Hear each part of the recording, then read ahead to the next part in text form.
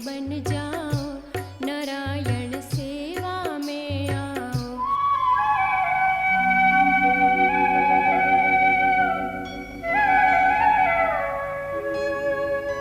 दिव्यांगों के हृदय में है प्रभु बसे हुए, बढ़ाए मिलके हम कदम, कुछ सेवा करें। प्रभु की कृपा भयो सब काजू।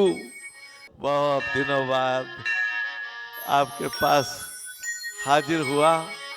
अरे महाराज, आप तो कल भी आए थे, टीवी में हमने सुना, जरूर आया था।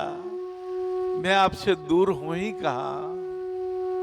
जब मन में धारणा हो जाती है, सिया राम मैं सब जग जानी, करहूं प्रणाम जोरी जुग पानी। केवल जिह्वा से बोलने के लिए नहीं भाइयों बहनों, आप सब में वही परमात्मा है जो सर्वव्यापक है।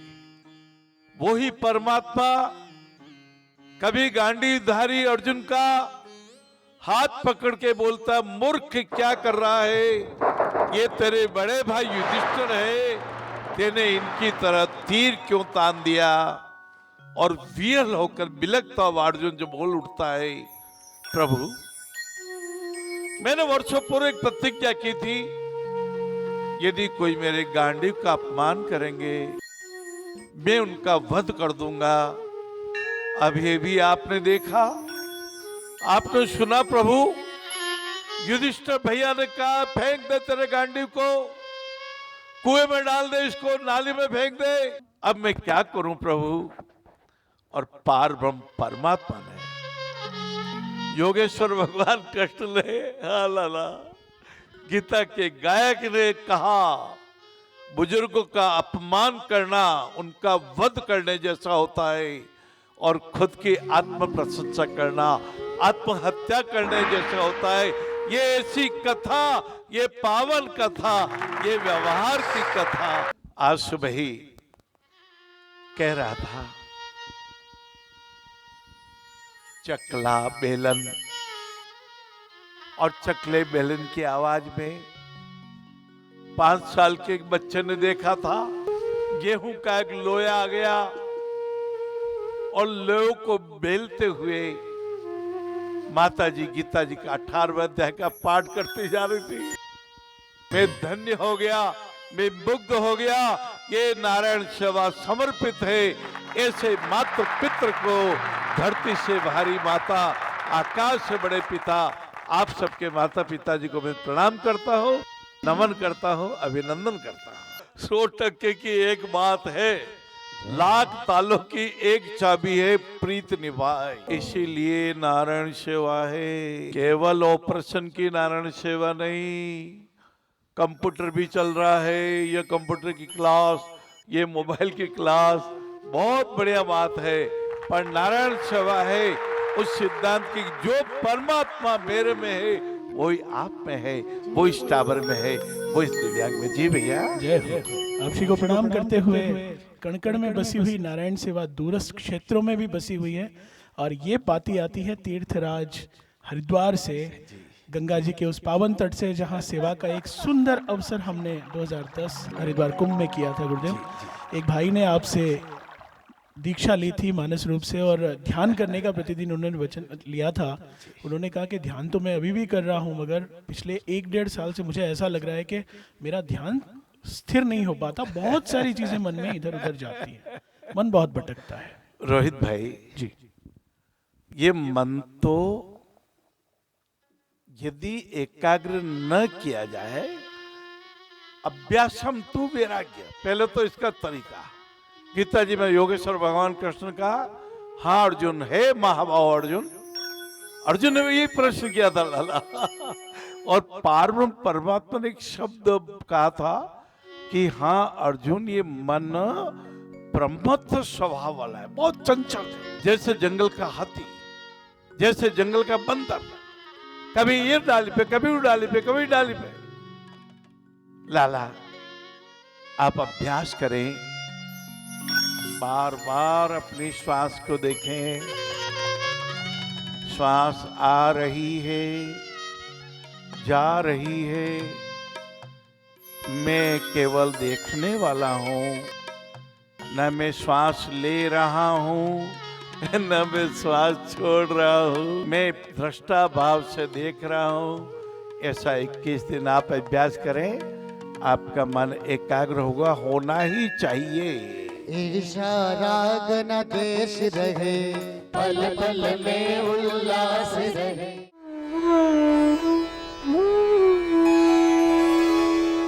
हमारा परिवार से भी कभी कभी हम चाहते हैं उससे भी ज्यादा आशा कर लेते हैं। आशा करने से ही निराशा होती है, और निराशा होती है तब टेंशन बढ़ता है, टेंशन से तबीयत खराब होती है, बीपी बढ़ता है, शुगर बढ़ जाती है। प्रैक्टिकल ऐसा है, कई जनों के ऐसा देखा है मैंने कि भाभी जी हमें बहुत टेंशन है। मैं क्यों भाई थे टेंशन क्यों करो, कि माँ का बच्चा यूं करे, मैं ऐसे यो सोचो फोन ही नहीं आवे, कभी मिलवा ही नहीं आवे तो दुख पैदा हुए। मैं क्यों, आशा ही दुख का कारण है। जितनी आशा रखी तो दुख हुआ, आशा ही नहीं रखी तो दुख ही नहीं हुआ। संभाव रखो कि हम वो नहीं मिले तो हम मिलने चलना, छोटे बड़े का वो रखा ही नहीं तो पूरे परिवार से, पूरे समाज से, पड़ोसी से समभाव रखो। समभाव, समता, समता जब रहेगी सब संभाव होगा। संभाव से क्षमता बनती है और संभाव से धैर्य रहता है। धैर्य भी जिससे रहेगा कि हमारे संभाव रहेंगे, नहीं तो एकदम इतना परिवर्तन होना बहुत मुश्किल है। आपको जब तक परिवार में त्याग ही त्याग करते रहोगे तो रिटर्न में आपको आदर ही आदर मिलेगा।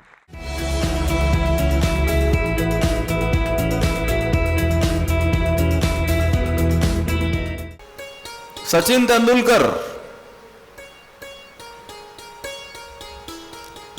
2010 में इंटरनेशनल वनडे कैरियर में उन्होंने दोहरा शतक लगाया था। 2010 के पहले किसी भी व्यक्ति ने कमाल नहीं किया था कि वनडे इंटरनेशनल में दोहरा शतक लगा दे, डबल सेंचुरी मार दे। जैसे ही उन्होंने डबल सेंचुरी मारी, उसके पश्चात आगे के 4-5 वर्षों में 7-8 डबल सेंचुरी लग गई। ऐसा क्या था कि 2010 के पहले किसी ने सेंचुरी, डबल सेंचुरी नहीं मारी, दोहरा शतक नहीं मारा?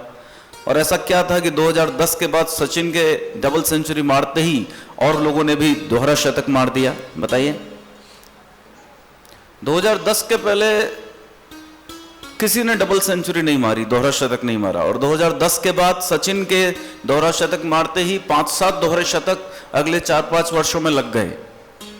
उसके पीछे का कारण यह था कि लोग 2010 के पहले सोचते थे कि असंभव है, वनडे क्रिकेट में दोहरा शतक मारना, 200 रन बनाना किसी खिलाड़ी के लिए असंभव है। लेकिन जब किसी ने बना दिए तो लोगों को लगने लगा संभव है, तो लोगों ने कोशिश की और वो भी बनाते चले गए। ये सब किसका फर्क है? केवल सोच का फर्क है।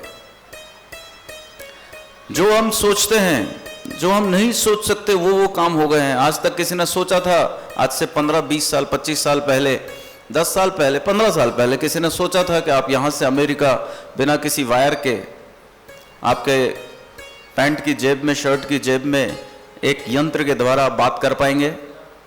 सोचा किसी ने? दूरसंचार की इस तकनीक को आज से 20 साल पहले किसी ने नहीं सोचा था कि ऐसा हो पाएगा। ट्रंक कॉल से हम फोन पे बात करते थे तो दिमाग में आता था कि इधर फोन लगा रहे हैं और बिना किसी तार के इतनी दूर कैसे बात हो रही है।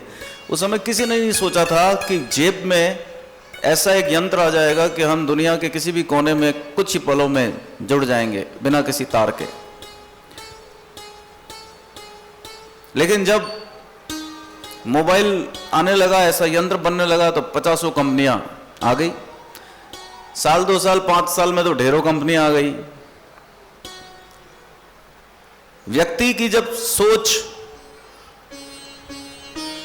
जो सोच होती है, जो कल्पना करता है, एक समय में लोग ये सोचते थे कि ऐसा उड़ने वाला लोहे का ऐसा बना हुआ ऐसा यंत्र, इतना भारी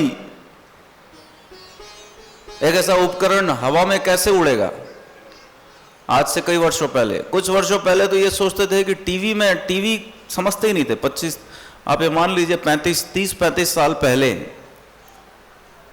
टीवी की कल्पना नहीं कर सकते थे कि आप घर बैठे किसी को भी गाते, नाचते, बातें करते हुए देख पाएंगे। ये सब हमारी सोच जो आज हम कल्पना कर रहे हैं, उस समय कोई कहता था ऐसा कुछ आएगा तो हम लोग हंसते थे। आज हम कुछ कह रहे हैं कि आज से 20 साल बाद आप जो सोच नहीं सकते वो सब कुछ होने वाला है, जिसकी कल्पना नहीं कर सकते वो सब होगा आने वाले समय में। और आज अगर हम उसके बारे में बात करेंगे तो आपको हंसी आएगी कि ऐसा कैसे संभव है।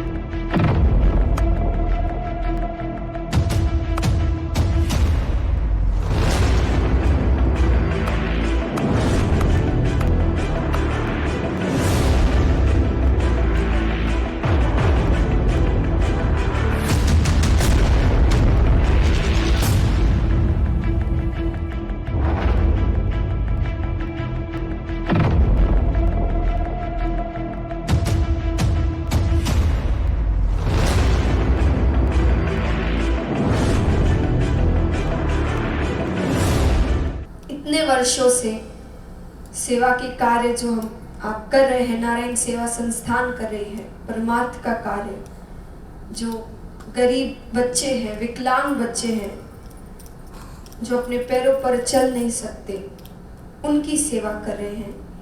इस कार्य के लिए, सेवा के कार्य के लिए मैं पूरे नारायण सेवा संस्थान परिवार सबको शत शत नमन करती हूँ कि आप उन बच्चों की सेवा कर रहे हैं।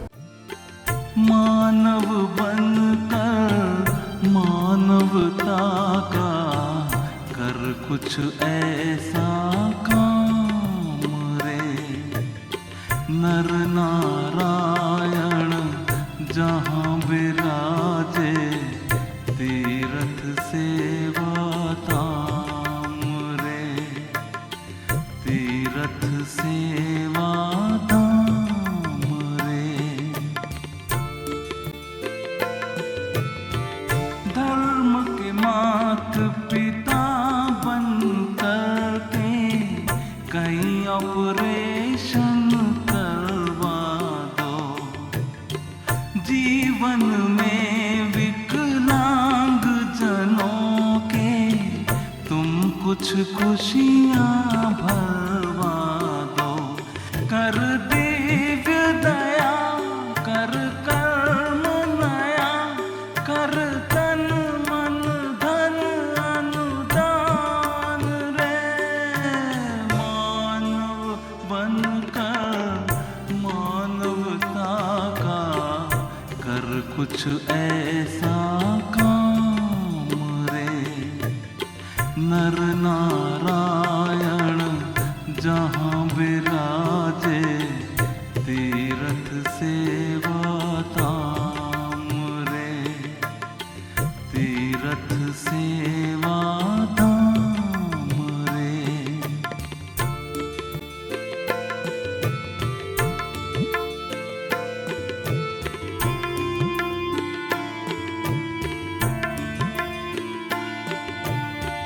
धर्म के मात पिता बनकर के कहीं ऑपरेशन